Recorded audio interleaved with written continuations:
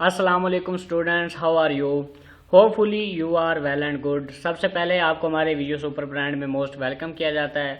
आपसे यही रिक्वेस्ट है कि आप अगर हमारे चैनल पे न्यू हैं तो प्लीज़ हमारे चैनल को सब्सक्राइब कर दें और अपने दोस्तों के साथ भी शेयर कर दें। पहले 4 लेक्चर हम इसके कवर कर चुके हैं जिसमें हमने 11 मॉड्यूल भी कर लिए हैं। तो आज लेक्चर नंबर इसका हम 5 करेंगे जिसमें एक ही मॉड्यूल है, module number 12। Root of complex number part 1 हमारा स्टार्ट हो रहा है रूट ऑफ कम्प्लेक्स नंबर का। तो जैसे कि हमारे पास एक क्वेश्चन होता है ना कि एक हमारे पास रियल नंबर है 4, तो हम कह देते हैं कि can we find x and such as. अगर हम कह देते हैं कि एक्स स्क्वेयर बराबर है 4, तो अब हमने अगर एक्स की वैल्यू फाइंड करनी है तो क्या करेंगे, दोनों तरफ स्क्वायर रूट ले लेंगे। स्क्वायर रूट लेंगे तो हमारे पास एक्स क्या आएगा, +-2 आ जाएगा।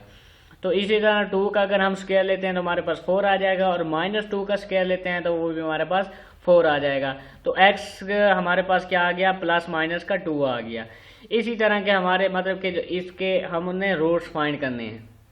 अगर हम nth root of the complex की बात करें, आ नंबर u, अब एक नंबर है हमारे पास u is said to be an nth root of a complex number z is equal to z if u की power n is equal to n हो। अब वो कहता क्या है कि u की पावर n बराबर है z। अब इसको हम थोड़ा सा आगे पढ़ते हैं तो आपको इसकी समझ आ जाएगी। There is another problem that we need to know how to nth root of the complex number z exist. इसका हम आगे इसको जब हमने इसका हल करना है ना तो आपको इसकी कम्प्लीटली समझ आ जाएगी। जैसे कि वो कहता है if polynomial P Z is a polynomial of degree n greater than 0 with complex coefficient, then equation p of z is equal to 0 has the principally n solution। तो n हमारे p of z मतलब कि polynomial हमारे पास a n, ये मतलब कि एक हमारे पास पोलिनोमियल की किस्म है। इसकी हम ये इक्वेशन करते हैं, मतलब कि एग्जाम्पल करते हैं जिससे आपको इसका समझ आ जाए। एग्जाम्पल नंबर 1 है कि फाइंड रूट। देखें हमने रूट्स जो है ना फाइंड करने हैं। p of z हमें दी गई है, ये हमें p of z गिवन है। सोल्यूशन में क्या कहते हैं कि p of z is equal to क्या है, 0 है। तो अब p ऑफ z हमारे पास क्या है, ये पूरी इक्वेशन है, तो इसको हमने क्या कह दिया कि ये 0 के बराबर है। Employs synthetic division. अब सिंथेटिक डिवीजन का क्या मतलब है, आपको 10th क्लास में याद हो हमने कुछ तरकीबी तकसीम के क्वेश्चन किए थे, वही क्वेश्चन अब हमने इधर करने हैं। तरकीबी तकसीम में हम क्या करते थे कि यहाँ पे हमारे पास x के जो कोफिशिएंट होते थे वो लिख देते थे। जैसे कि यहाँ पे 1 है और इसके कोफिशिएंट ये है 4 -4 माइनस अयोटा, और इसका कौन सा बनता है, ये बनता है 4 प्लस अयोटा 4, और इसका क्या बनता है 4 बनता है माइनस का। तो वो हमने लिख दिया। तो अब सबसे पहले हमने लिखा कि z बराबर है हमारे पास अयोटा, यानी कि z माइनस अयोटा बराबर 0 हुआ, तो z हमारे पास क्या हुआ, अयोटा हुआ। अब अयोटा और यहाँ पे 1, तो पहला कोफिशिएंट वैसे का वैसे आ गया। इस अयोटा को 1 से ज़रब दी तो वो क्या बना, अयोटा बना, इधर लिख दिया।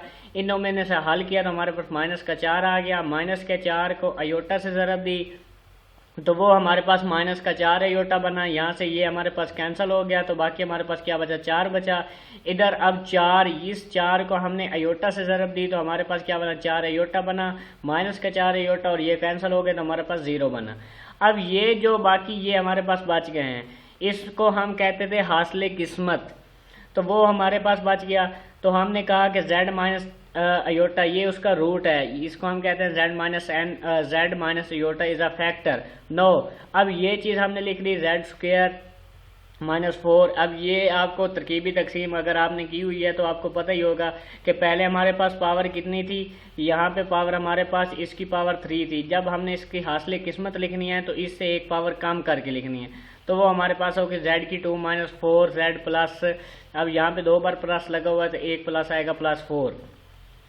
अब देखें यहाँ पे अगर आप गौर करें तो ये एक फार्मूला बन रहा है, और वो फार्मूला कौन सा है कि z -2 इसका स्क्वायर। यहाँ पे आप देख ही सकते हैं कैसे फार्मूला बना हुआ है। तो z माइनस अयोटा फैक्टर हो गया और z -2 इज इक्वल टू 0 हो गया। अब यहाँ से हम अगर z की वैल्यू निकालें तो हमारे पास z1 क्या निकलेगा, अयोटा निकलेगा। z2 हमारे पास क्या निकलेगा, 2, और z3 हमारे पास वो भी 2 निकलेगा, क्योंकि इसकी पावर 2 थी तो हमने इसको 2 बार लिख दिया। So there are the 3 roots of the given polynomial. 3 polynomial के हमने रूट्स निकाले हैं, क्योंकि उसकी पावर कितनी थी, 3 थी, तो इसलिए उसके रूट्स भी कितने निकले हैं, 3 निकले हैं। नो, अब रिमार्क्स है कि if we want to find nth root of the complex number z, अब u is equal to z की पावर 1/n है, मतलब कि nth अंडर रूट है। तो अब दोनों तरफ हम n से मल्टीपल कर देंगे, तो इसकी मतलब कि n की पावर से, तो यहाँ पे भी n आ गया और यहाँ से n पावर 1/n ज़रब n, तो n से n कैंसिल हो गया, तो u की power n is equal to हमारे पास क्या आ गई, z आ गई, ये चीज़। Next, where u is a variable and z is a given complex number, this expression must have n solution of the, क्योंकि यहाँ पे देखें u की पावर n है, तो मैंने आपको बताया कि z की पावर 3 थी, तो इसलिए हमारे पास 3 रूट आए हैं। अब हमारे पास इसकी पावर n है, तो यहाँ पे इसके n रूट ही आएंगे।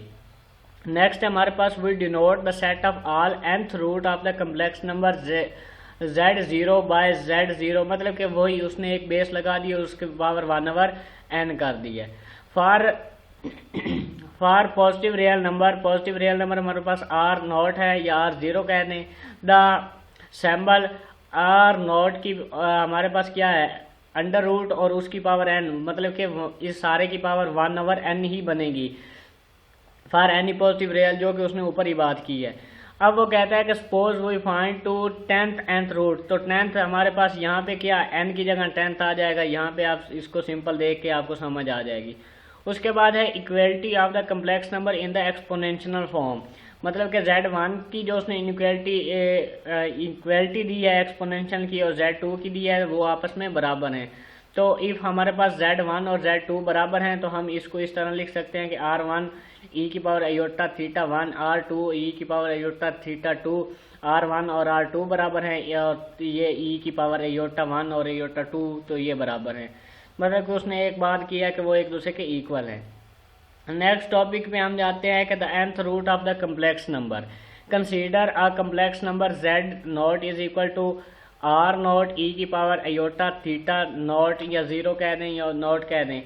अब लेट r हमारे पास क्या है, ये है the nth root of the z0, that is मतलब कि z की पावर n, तो nth रूट मान जाएगा ना, तो इधर हमारे पास क्या है, z की पावर 0।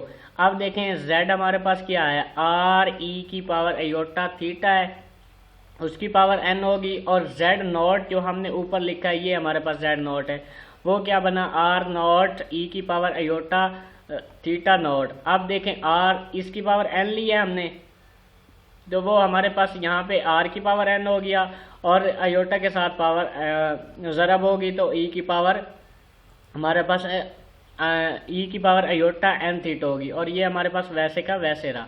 अब r की पावर n वो किसके बराबर है, इधर से हमारे पास r0 के बराबर है, और n थीटा हमारे पास किसके बराबर है, थीटा नॉट प्लस 2k पाई, मतलब कि पाई के मल्टीपल हैं, k बिलोंग तो हमारे पास क्या है, z है। अब r आप देखें इसका क्या लिया है, इसकी पावर r हमने ख़त्म किया है, तो दोनों तरफ हमने क्या किया, 1/r से ज़रब कर दिया। 1/r मतलब कि जैसे 1/r से ज़रब करेंगे तो ये n कैंसिल हो जाएगा, और इसकी पावर इस r0 की पावर 1/n बनेगी, तो वो हमारे पास nth अंडर रूट हो गया, और इधर भी हमारे पास क्या हो गया, इसको हमने n पे डिवाइड कर दिया, तो ये हमारे पास बन गया, तो थीटा हमारे पास इस तरह आ गया।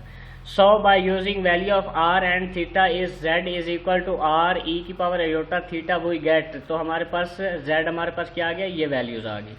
उसके बाद नेक्स्ट है हमारे पास वही उसने मतलब कि एक्सपोनेंशियल की फॉर्म में लिख दिया है। अब कहता है find the square root of 2, very important है शॉर्ट के लिए भी और पेपर के लिए भी। लेट z हमारे पास क्या है, 2 आयोटा है और उसकी पावर क्या है, 1/n है। अब देखें यहाँ पे उसने क्या कहा है, स्क्वायर रूट फाइंड करें। यहाँ पे देखें स्क्वायर रूट मतलब कि उसका जज़र, स्क्वायर रूट के उर्दू में क्या कहते हैं, जज़र कहते हैं, और उसकी वैल्यू क्या होती है, 1/2 होती है। अब दोनों तरफ हमने स्क्वायर लिया तो z स्क्वायर बराबर 2 आयोटा बन गया। For z not is equal to हमारे पास 2 हो गया, और इसको हम लिख सकते हैं ना 0 प्लस आयोटा 2 या 2 आयोटा लिख सकते हैं। तो इसमें x क्या हो गया, 0 हो गया, y हमारे पास क्या हो गया, 2 हो गया। r नॉट मतलब कि हम जैसे पीछे r हम लेते थे वो हमने फाइंड किया, जैसे हमने डिस्टेंस लिया था कि x square plus y square उसका अंडर रूट हो गया, तो हमारे पास ये इसका हमने अंडर रूट लिया, तो r हमारे पास r नॉट क्या हुआ, 2 होया। और थीटा नॉट हमने लिया तो tan inverse y over x हो गया, 2/0 हो गया। तो ये 0 कहाँ पे होता है, पाई ओवर 2 पे होता है। No z is equal to r nth मतलब के nth रूट, और ये हमारे पास ऊपर जो हमने इक्वेशन की थी वही होगी। हेयर n हम 2 पुट करेंगे, n 2 पुट किया तो हमारे पास ये सिचुएशन बन गई, मतलब कि जहाँ जहाँ n था इस क्वेश्चन में जहाँ जहाँ n था हमने 2 पुट कर दिया। No put for first root put k is equal to 0। First root के लिए k जो हमने ऊपर देखा था ना 2k पाई लिखा था, वहाँ पे हम 0 पुट करेंगे तो हमारे पास ये बनेगा। जब हमने इसको सॉल्व किया तो हमारे पास ये बनेगा। अब हम क्या करेंगे, हमारे पास जब ये चीज़ बन गई कि 2 का under root cos pi over 4 plus iota sine pi over 4, अब सी नॉट हमारे पास क्या बना, अब कॉस पाई ओवर 2 कितना होता है 1/2 होता है, साइन पाई ओवर 2 कितना होता है 1/2 होता है। तो हमारे पास अब इसका हमने हल किया तो हमारे पास सी नॉट हो गया 1 प्लस आयोटा। अब सेकंड रूट के लिए हम क्या करते हैं कि k is equal to 1 put कर देते हैं। जब हमने 1 पुट किया तो यहाँ पे देखें सिंपल सी कैलकुलेशन करेंगे तो हमारे पास -1 माइनस आयोटा आ गया, इसका ये हमारे पास आंसर आ गया। उसके बाद if we take other values of k side at 3 4 5, मतलब कि कुछ और वैल्यूज पुट करेंगे तो हमारे पास इस तरह की जवाब मिलते जाएंगे। Geometrical root of the complex number, consider a complex number z not is equal to r not e की power iota theta not, the nth root of z are given by. तो वही जो हमने ऊपर के ये वाला फार्मूला ऊपर पड़ा है वही करेंगे, और यहाँ पे k हमारे पास क्या होगा 0 + -1 2 पुट करेंगे। और रेडियस ऑफ सर्कल हमारे पास क्या है r, मतलब कि जो हमारा रेडियस है वो क्या है r नॉट का nth अंडर रूट।